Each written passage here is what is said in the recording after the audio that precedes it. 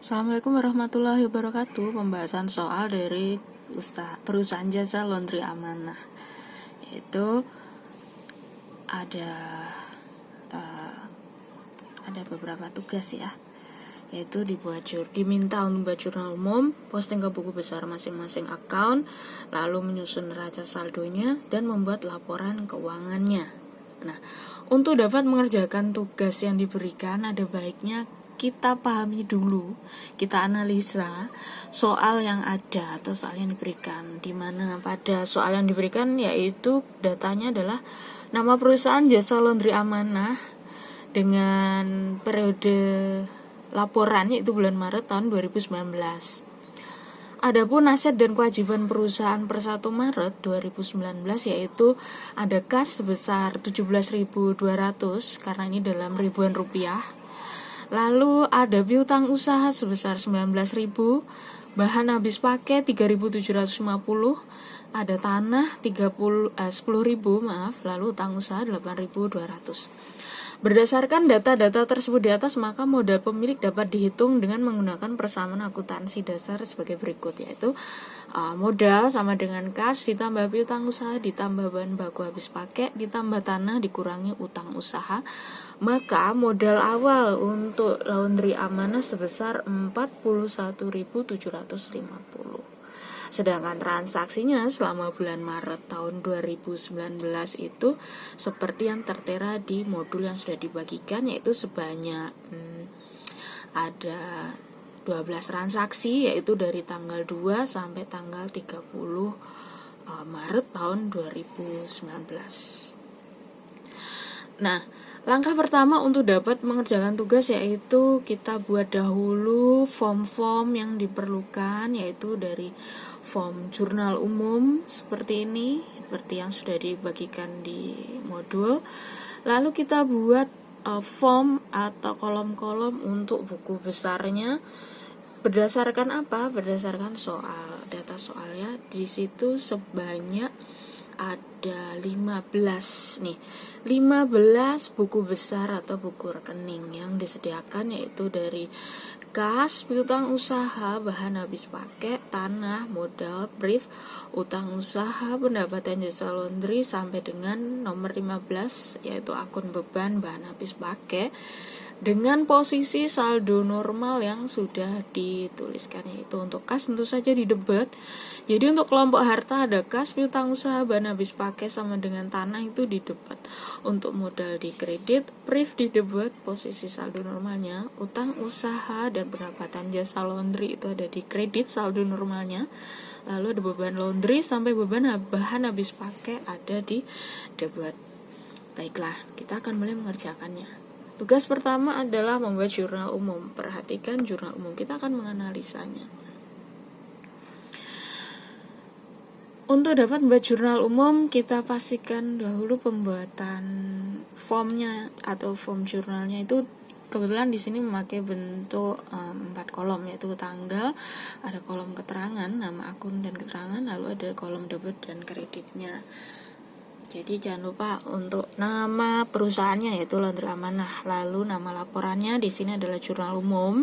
Kita buat dalam ribuan rupiah agar memudahkan penghitungannya, kalkulasinya. Lalu periodenya ada bulan Maret tahun 2019. Jadi seperti ini. Tanggal 2 itu ada kas pada modal sebesar 50.000 karena Ibu Utami melakukan penanaman investasi atau modal pertamanya. Lalu tanggal 5 ada tanah pada kas, yaitu tanah di posisi debit, sedangkan kas di posisi kredit sebesar 45.000 dan seterusnya sampai transaksi terakhir yaitu pengambilan brief Ibu Utami sebesar 6.000. Nah, dari data jurnal umum kita dapatkan total untuk saldo akhirnya, total transaksi ada sebesar 198.480 rupiah. Kalau dalam ribuan membacanya tentu saja 198.480.000 rupiah. Nah, langkah kedua yaitu tugas kedua tadi adalah membuat buku besarnya. Jadi posting ya, posting ke buku besar. Jadi tetap kita hitung, kita tuliskan dulu judul atau nama perusahaannya itu Laundry Amanah. Judul laporannya buku besar dalam ribuan rupiah. Lalu pada bulan Maret tahun 2019 beredar. Di sini nama akunnya ada kas, nomor akunnya kosong karena tidak disajikan. Lalu ada tanggal, kita perbesar dahulu ukurannya seperti ini. Tanggalnya tahun 2019 bulan Maret, ada tanggal 1 saldo awal. Datanya langsung masuk ke saldo, perhatikan. Jadi untuk kolom debit dan kredit, karena ini saldo awal, dia tidak masuk di debit dan tidak masuk di kredit, tapi langsung di poin saldo. Kenapa langsung di poin saldo? Karena ini bukan merupakan bentuk transaksi, tetapi dari data neraca saldo awal yang disajikan di soal. Sekali lagi, perhatikan penulisan saldo awal langsung di kolom saldo. Nah, lalu untuk tanggal 2 itu kebetulan untuk di soal adalah pembelian investasi tanah sebesar 45.000 untuk lahan parkir. Maka pada tanggal 5 ini transaksi jurnal umum nomor tanggal 5 ini adalah akun terkaitnya adalah tanah dan akun kas. Perhatikan cara postingnya, kasnya ada di posisi kredit. Ingat, di posisi kredit. Maka untuk posting ke buku besarnya tentu saja adalah penambahan tanah di posisi kredit 45.000. Nah, kredit ya, kredit. Jadi untuk postingnya, penentuan saldo, posisi peletakan saldo di debit atau kreditnya, perhatikan ini sesuai dengan yang disajikan oleh data jurnal umumnya. Jadi apabila di jurnal umum adalah di posisi debit seperti transaksi nomor tanggal 2 ini, tentu saja harus di debit. Ini pembelian tanah. Di kredit kasnya berkurang, maka di kredit. Jadi posisinya di kredit. Kalau untuk kasnya, karena investasi awal ada di debit untuk kasnya, maka postingnya juga di debit. Tanahnya ada di kredit karena pembelian tanah. Lalu pembayaran beasiswa kasnya keluar, nah ini di kredit. Lalu pembayaran utang usaha juga di kredit karena kasnya keluar sebesar 5.800. Nah, untuk saldonya ini adalah akumulasi dari penambahan dan pengurangan transaksi yang ada di kolom debit dan kredit. Jadi jangan bingung. Nah, nih. Jadi saldo awal 17.200, ada penambahan 50.000, maka saldonya akan bertambah. Jadi kalau nggak percaya, nah seperti ini. Lalu ada pengurangan sebesar 45.000, maka saldonya akan berkurang. Lalu ada pengurangan lagi, yaitu pembayaran utang usaha, biaya sewa, maka akan berkurang lagi. Lalu pembayaran utang usaha berkurang kembali. Lalu ada pendapatan atau kas masuk dari laundry, maka akan bertambah. Jadi 11.900 ditambah 22.900, maka saldonya akan menjadi 34.800. Nih. Lalu penerimaan piutang usaha, yaitu transaksi tanggal 25. Diterima piutang usaha dari jasa laundry yang sudah diselesaikan sebesar 17.250. Tanggal 25, perhatikan kasnya bertambah. Untuk posting di buku besar kas, maka piutang usahanya juga bertambah.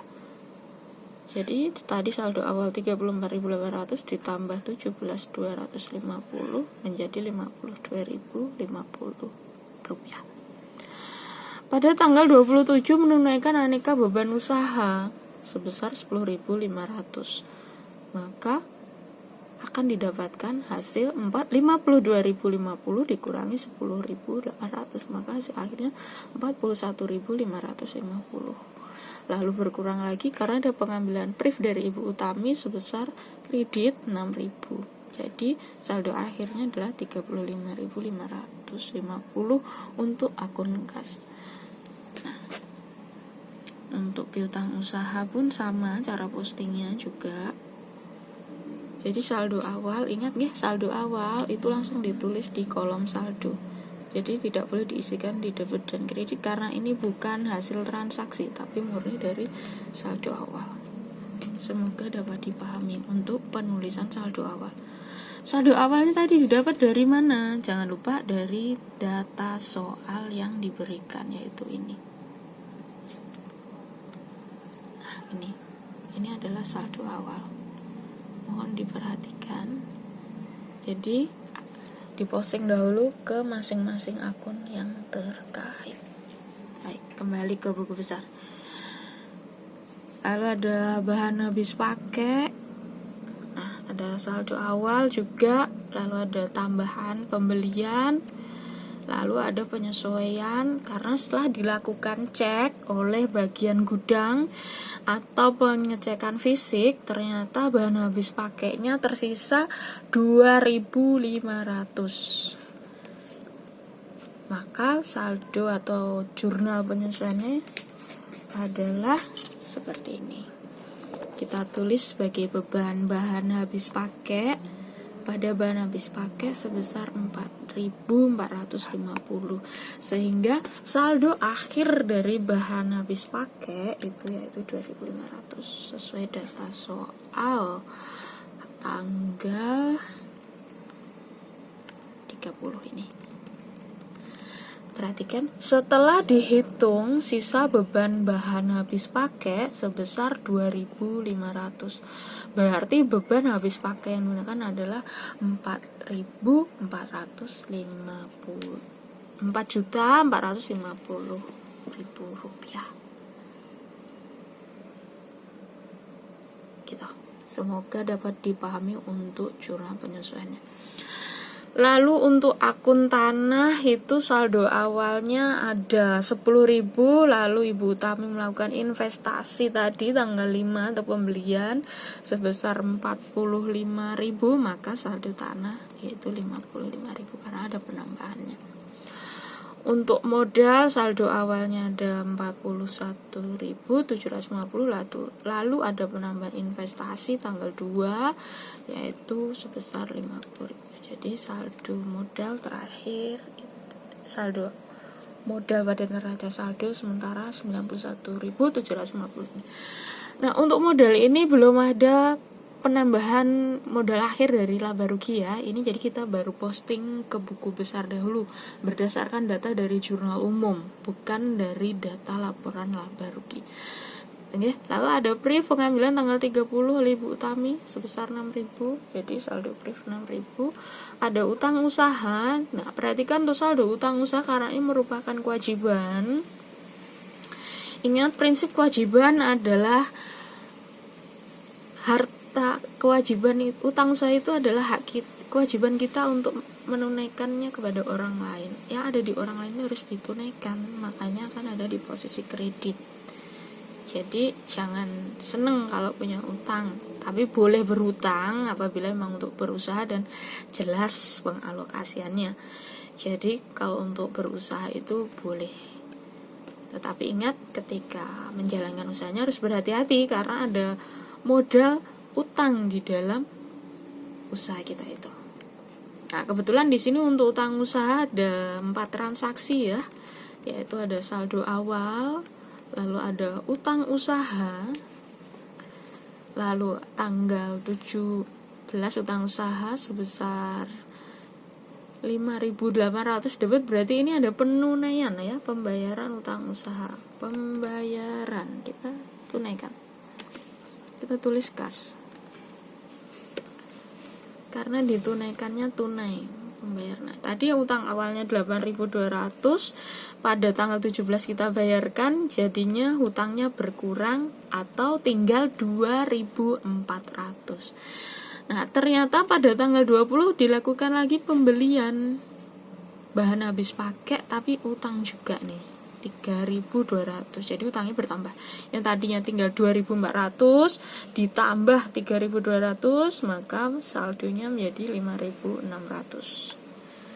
Nah, tanggal 25 itu ada utang usaha. Soalnya bagaimana? Mari kita cek tanggal 25, ternyata gini.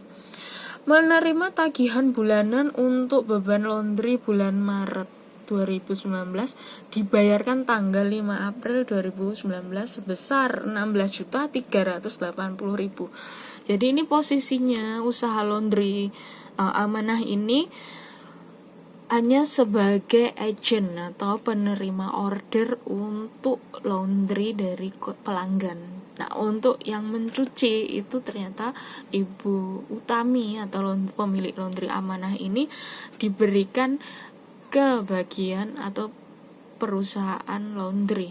Jadi mesin-mesinnya itu tidak ada di tempat usahanya Ibu Utami ya. Semoga dapat dipahami. Jadi kembali ke buku besar utang usaha. Jadi ada tagihan ya ini. Tagihan beban laundrynya 16.380. Jadi ketika di total yang hutangnya itu semakin bertambah menjadi 21.980. Atau kalau dalam ribuan rupiah 21.980. Jadi untuk ini akun-akun real, kelompok real yang akan masuk ke kelompok neraca ya. Nah, ini kita ke sebelahnya, ini ada buku besar juga, tetapi untuk akun nominal. Akun nominal itu terdiri dari akun pendapatan dan beban. Jadi ini akun-akun yang akan masuk ke dalam unsur laporan laba rugi perusahaan. Nah, di sini ada akun pendapatan jasa laundry. Ternyata di dalam bulan Maret itu kita hanya menerima 2 transaksi. Ya, jadi di sini ada piutang usaha karena kemarin kita sudah menunaikan jasa laundry tapi konsumennya belum membayar nih. Nah, ternyata baru dibayarkan pada tanggal 15 sebesar 12.500.000 atau 12.500 karena dalam ribuan rupiah. Lalu tanggal 22 nih baru diterima kasnya nih sebesar 22.900. Jadi total pendapatan jasa laundry itu sebesar 35.400 rupiah. Atau kalau dalam ribuan rupiah dibacanya 35.400.000 rupiah. Lalu ada akun beban laundry sebesar 16.380.000 tadi tagihannya ya, tanggal 25. Lalu ada beban pengiriman 1.875.000. Lalu ada beban sewa sebesar 4.500. Perhatikan posisi debit kreditnya. Untuk beban selalu di debit karena beban itu akan mengimbangi kasnya. Jadi beban itu adalah biaya operasional yang harus ditunaikan ketika kita melakukan kegiatan transaksi keuangan.